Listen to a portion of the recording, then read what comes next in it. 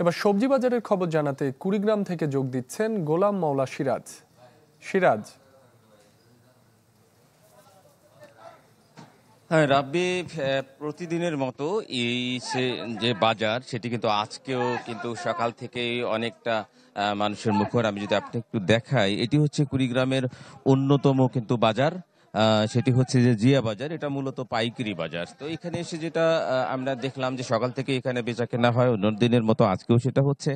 আজকে আমরা কিন্তু একেবারে এটা পাইকারি বাজারে এসেছি। এই বাজারে আজকে বেগুন বেচা কেনা হচ্ছে ২০ থেকে ২২ টাকায়, আর কাঁচামরিচ বেচা কেনা হচ্ছে ৩০ থেকে ৩৫ টাকায়, পটল বেচা কেনা হচ্ছে ১৮ থেকে ২২ টাকায়, এবং একটা সবজি আছে কচু, সেটা ৩৫ থেকে ৪০ টাকায়। পেঁয়াজ বিক্রি হচ্ছে এখানে প্রায় ৩৮ থেকে ৪২ টাকা, এবং রসুন ৬০ থেকে ৮০ টাকায় বিক্রি হচ্ছে। এগুলো আবার প্রকারভেদে কিন্তু দাম কম বেশি রয়েছে।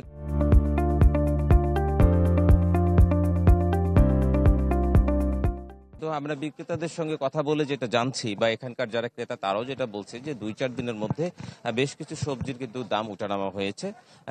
এই বিশেষ করে বেগুন থেকে শুরু করে কচু থেকে শুরু করে পটল, এই সবজিগুলোর দাম কিন্তু কেজিতে ২ থেকে ৩ টাকা করে বেড়েছে। অন্যদিকে রসুন, পেঁয়াজ এবং আলু, এই ধরনের সবজির কিন্তু দাম কিছুটা কমেছে। সেটা হলো যে ৩ থেকে ৫ টাকা পর্যন্ত কেজিতে কমেছে।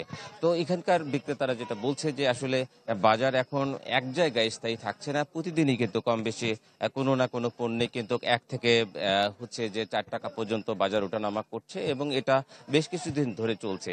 সে কারণে আজকের বাজার আর কালকের বাজার যে এক থাকবে এমনটা কেউ বলতে পারছে না। রাব্বি। সিরাজ, আপনাকে ধন্যবাদ। কুড়িগ্রাম থেকে যোগ দিয়েছিলেন গোলাম মাওলা সিরাজ।